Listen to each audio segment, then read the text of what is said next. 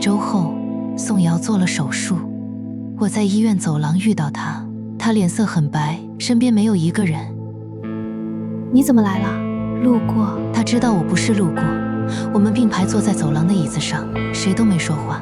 过了很久，她说：“那天在婚礼上，我对你说的那些话，对不起。”不用。我真的以为他爱我。我也以为过。她转过头看我。我们是不是很蠢？我想了想，不是蠢，是信了不该信的人。她哭了，我没有安慰她，有些眼泪必须自己流完。离开医院的时候，傅西周的车停在门口。上车。